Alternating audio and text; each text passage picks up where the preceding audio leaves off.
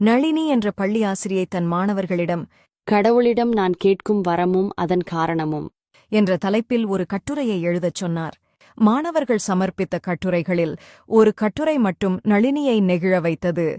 அந்த கட்டுரையை அவர் தன் சக ஆசிரியை மாலதியிடம் கொடுத்து வீட்டிற்குச் சென்றதும் படிக்கச் சொன்னார்.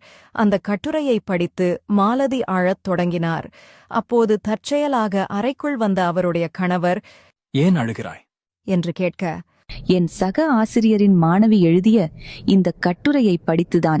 நீங்களே படித்துப் பாருங்கள் என்றார். கணவரும் அதை படிக்கத் தொடங்கினார். கடவுளே, நீங்கள் எனக்கு வரம் தரவிருந்தால் தயவு செய்து என்னை ஒரு செல்போனாக மாற்றுங்கள்.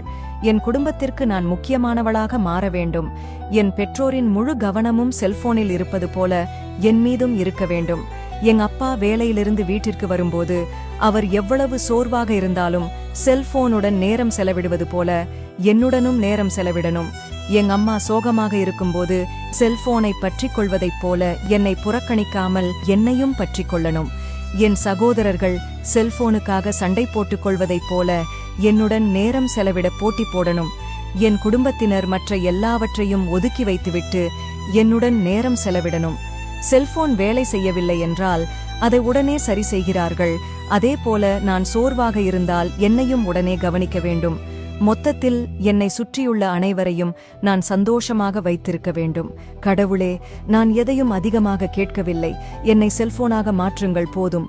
இதை படித்ததும் அந்த கணவர், "ஐயோ பாவம், அந்த குழந்தை மோசமான பெற்றோர்களாக இருப்பார்கள் போலிருக்கே" என்று சொல்லி வருந்தினார்.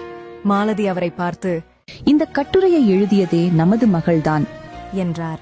குழந்தைகள் நம் அன்பை உணரணுமே தவிர அதற்காக ஏங்கக்கூடாது. போராளி ஜெஸ்ஸி ஜாக்சனின் கூற்றோடு இந்த கதையை முடிக்கிறேன். Your children need your presence more than your presence. நன்றி. மீண்டும் அடுத்த வீடியோவில் சந்திப்போம்.